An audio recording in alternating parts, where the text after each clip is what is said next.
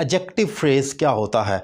पहले आपको बता दूं एक एडजेक्टिव क्या होता है। एक एडजेक्टिव अपने नाउन या प्रोनाउन की हालत को बयान करता है जो उस पर बीत रही होती है। फॉर एग्जांपल अगर मैं कहूँ अ ब्रेव मैन, तो बेसिकली वो ब्रेव जो है वो क्वालिटी है किसी मैन की जो कि एक नाउन है। इस तरह कहूँ अली इज़ ब्रेव, तो जो अली का को मैं ब्रेव कह रहा हूँ वो अली को कह रहा हूँ, वो अली की क्वालिटी होगी। सो किसी भी चीज़ को जब उसकी हालत से पुकारा जाता है तो वो एडजेक्टिव होता है।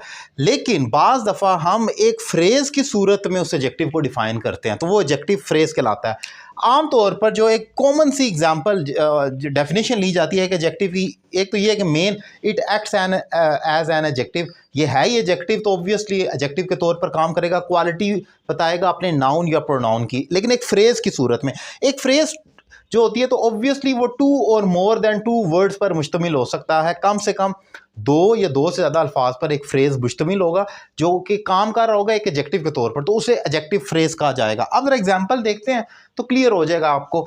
जैसे अली लॉस्ट, अली ने खो दिया, क्या खोया? His dark brown bag. अब ये जो पूरा dark brown dog, sorry, Ali lost is dark brown dog. अब ये इस पूरे डॉग की क्वालिटी है कि डार्क है, ये ब्राउन है, तो ये हमारा जो है ये डॉग की क्वालिटी। डॉग को मज़ीद डिफाइन करने वाले दो अल्फाज और एज अ होल इसको उठाकर देख लें तो ये एक एडजेक्टिव फ्रेज बन जाता है जो कि उसकी क्वालिटी को बयान कर रहा है। फिर he is an extra ordinary intelligent boy. अब यहाँ पर भी आप देख सकते हैं ही इज़ एन, वो क्या है? Extra ordinary intelligent boy. अब यहाँ पर ये पूरा जो हमारा है ये उसकी क्वालिटी बन जाती है, ये एडजेक्टिव है बेसिकली। अगर मैं कहूँ ही इज़ इंटेलिजेंट तो ये तो हो गया कि ये ही की क्वालिटी है कि ये इंटेलिजेंट है, लेकिन मैं उसको पूरा एक फ्रेज की सूरत में बयान कर रहा हूँ, he is an extra ordinary intelligent boy, तो ये पूरा हमारा एक एडजेक्टिव से बड़ा कर दिया गया है, तो एडजेक्टिव फ्रेज बन गया। अब द डॉग कवर्ड इन मग, ये एडजेक्टिव फ्रेज है, उसकी क्वालिटी को भी डिफाइन तक। डॉग कवर्ड इन मड, ये मड है, covered in mud is mind, कुत्ता जो कि मिट्टी में भीगा हुआ है, गंदा हुआ है, वो मेरा है। अब ये जो डॉग की क्वालिटी है, कवर्ड इन मड लिखा हुआ है, ये आपका एडजेक्टिव फ्रेज बन जाएगा क्योंकि ये डॉग की बारे में मजीद डिफाइन कर रही है फ्रेज। एक और एग्जांपल देखें, ही इज अब वो क्या है?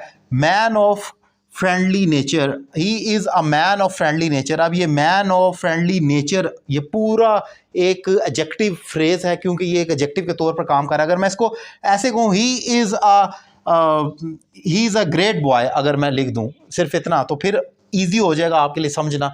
तो जब वो ग्रेट की जगह मैं a man of friendly nature लिख दूँ पूरा एक फ्रेज की सूरत खोल कर, तो वो एडजेक्टिव फ्रेज बन जाता है। सो एक एडजेक्टिव क्या होता है? जब आप कहें ही इज़